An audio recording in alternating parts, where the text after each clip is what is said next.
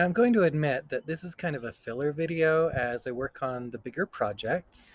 You can see my new greenhouse behind me, and if these plants weren't in the way, you could see my raised beds continuing to metastasize across the garden. But those are for later. So if you want to learn about my new greenhouse, make sure you're subscribed. Today's topic is indoor gardening. If, like me, you're in a part of the world where it snowed a lot last winter, you might have done a little indoor gardening too. I'm going to limit this to plants that can be grown from seed to harvest in a 5 or 6 inch diameter pot in regular potting soil and with limited light. So that narrows things down quite a bit, but not as much as you might think. Uh, it's basically plants you might still succeed with if you were renting an apartment, but you've got the gardening bug anyway. Um, in fact, before I bought my first house, I would have benefited from this video because I wanted to grow stuff and we didn't have the best light. So my number one favorite and the one I'm going to be spending the most time on in this video is lettuce. Ooh, look, it's in a pot and everything. If you're going to grow lettuce indoors, look for seeds for leaf lettuce or loose leaf lettuce as opposed to heading lettuce. Heading lettuces are things like iceberg or romaine or butterhead, the stuff that's in the grocery store. The reason I don't like growing heading lettuce is you have to wait for it to grow its head before you can harvest it if you want that head, and you can only harvest them once. Once you've got the head off the roots, it's gonna die, and that's okay because we're gonna eat it. But you can you don't kill these by harvesting them necessarily. You can kill them. I won't stop you, but you don't have to. Um, Also, you can get away with a little bit less light with the loose leaf stuff because the leaves aren't all packed together into a head. And indoors, we're dealing with a low light situation, so that's important. A couple months ago, I started growing 18 lettuce plants in a space that is just 2 feet long and a little more than a foot wide. And that is their total space I'm going to give them. That's all the space they get. That's all the space they need for 18 plants. Um, in fact, loose leaf lettuce does so well packed relatively close together that when I have a garden and spring isn't weird, I like to use it as a sort of living mulch between bigger plants. The shade from the bigger plants keeps them from flowering and getting bitter as quickly as they might otherwise. And then the lettuce shades out smaller weeds that I'd otherwise need to deal with in that space. Plus, I can eat my lettuce mulch, and it tastes way better than eating like wood chips or gravel would. I filled these growing containers with regular general use potting soil, and I planted 2 to 3 seeds very shallowly everywhere I wanted to have a lettuce plant. Um, you're not going to want to plant your lettuce seeds any deeper than about 1/4 of an inch because light can help them germinate.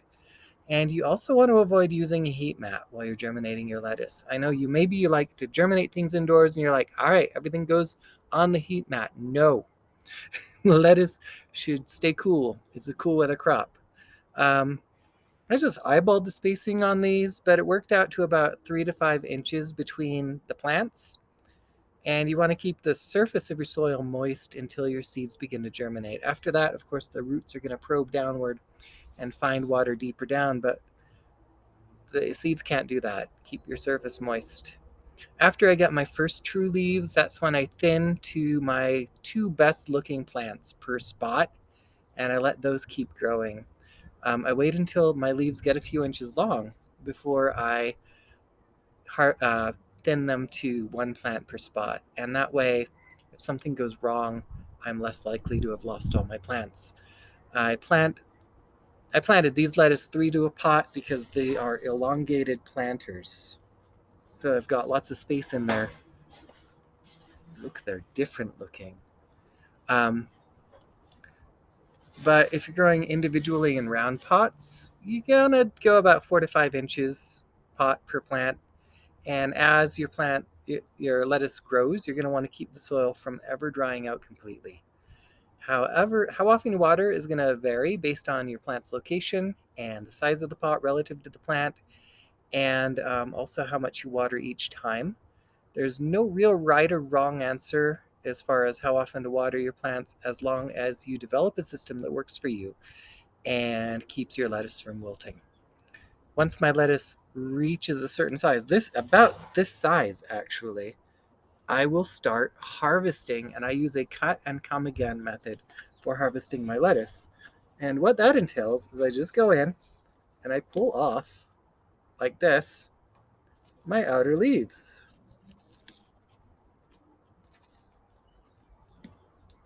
Plop. Or, let's see, let's get this fully harvested so I can show you how many I like to leave behind as well. And these I'm just going to drag inside and rinse them off and eat them. So I'm not wasting anything to demonstrate this to you. So, okay, so here, see, I got this much lettuce, which is nice. And that was one plant of my 18. And I've got 3 or 4 good leaves left to continue the growing process. You can also lift all of your leaves together and just snip them off if you're in a hurry. As long as you take care not to damage the crown of the plant, it will grow back. Cutting all the leaves off at once is faster, but it's easier to goof up and accidentally take too much and damage your crown. Or, also you get a wider variety of sizes of leaves. These are all about uniformly developed, which is nice. It's just nice in a salad, I think. Doing it my way will result in prettier plants that recover faster as well. I grow lettuce as much because it's pretty as I do because it's tasty. If you're pressed for time, do it the faster way. I've got 3 varieties of lettuce that I started 2 months ago right here. This one is black-seeded Simpson. It's this lovely green color. Then this one right here is Merlot. And then over here, I have Lunix. Now, Lunix is an oak leaf lettuce. Let's see if I'm going to pull a leaf off here and show you the shape against the backdrop of the sky. See, it's kind of an oak leaf shape. And that is a type of lettuce you can buy. There are lots of kinds of oak leaf lettuce. And it's a different visual texture in your salad, because salads should be pretty. Don't eat ugly salad. What are you doing eating an ugly salad? I like that the black-seeded Simpson lettuce is almost a radioactive shade of green. It's very bright green. Merlot, when it gets enough light, is a deep, almost purple red. It's beautiful. These ones have never seen full sun. This is their first time seeing sunlight at all. So you don't get to see the full color effect, and I'm sorry. Later on, when I have an outdoor garden, you will see Merlot, because that's always in my garden. And then these guys are supposed to, it's my first year growing them, they're supposed to be a deep red. I like colorful plants. But yeah, they're not at their full color right now, because this is the first time they've seen the sun. You can grow lettuce anywhere you have space for a pot and at least 4 hours of direct light. So lettuce is easy. Any south, east, or west facing window will grow lettuce for you. Mine is growing in a south facing window, but they're also shaded by a giant pine tree. So it's more like a west facing window in practice. Cilantro is another great plant you could grow indoors. I don't have an example here because I just hauled these out onto the table with me because I like filming outside where I have my garden in the background and beautiful free light from the sun. I can't speak for where you are, but where I live, I get maybe 1 harvest from my cilantro and then it bolts because it gets too hot. Spring is short here. If you keep your cilantro indoors where it does not get as hot during the day, you can enjoy a longer harvest window before it bolts. You can grow spinach exactly as you would grow lettuce. Its light and moisture requirements are almost identical, so grow some spinach indoors if you need to. Beets. This is one I wouldn't have thought of, but they only need 6 to 8 hours of light a day if you're growing them inside. They're probably only worthwhile if you enjoy eating the beet leaves, because less light will get you smaller beet roots. They need all that extra energy to pack that root with sugar.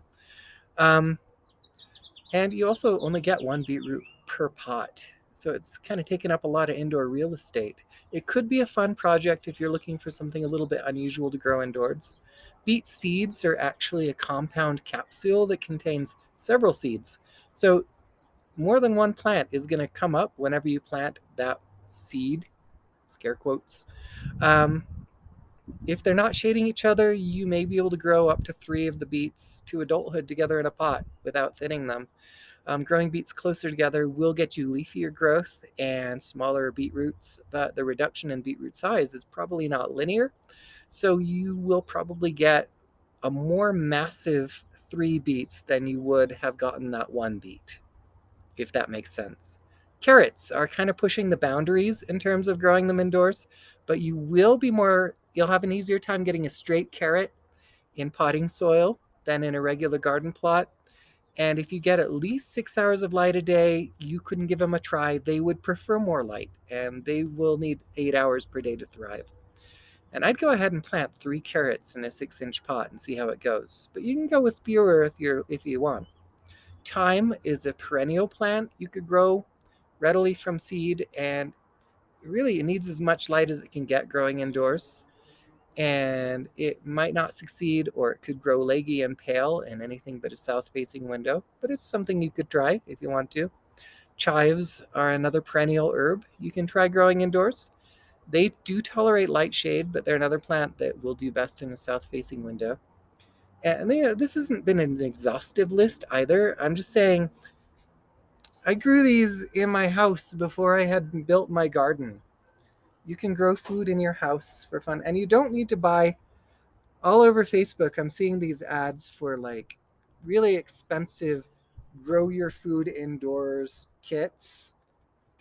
And get one if that's exciting for you, but you don't need one to grow food in your home.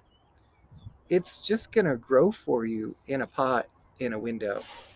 So it's money you can spend for fun, but it's money you don't have to spend to do the thing they say you need the thing to do. Okay? Save your money unless you really want to spend it. I won't tell you how to do your money.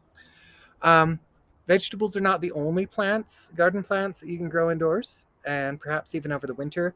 I was looking up growing marigolds indoors, and that's a thing you could try because marigolds do okay in a south-facing window. And I thought maybe marigolds will brighten the place up. I didn't get around to growing the marigolds. I kind of regret that because that would have been fun to show you. Nasturtiums will tolerate light shade, so you could try growing nasturtiums indoors. Um, you can also grow carnivorous plants. I've got some in the house right now. I've got like 100 of them, but that's for another video. That's pretty much what I wanted to tell you. Sorry, I keep picking leaves. There's a couple salads here now. I'm going to give these a rinse and pop them in the fridge to crisp up. Um, Grow some plants in pots if you need to. It's kind of a silly time now, but if you had planted lettuce 2 months ago, you'd be harvesting it and eating it right now. How fun is that?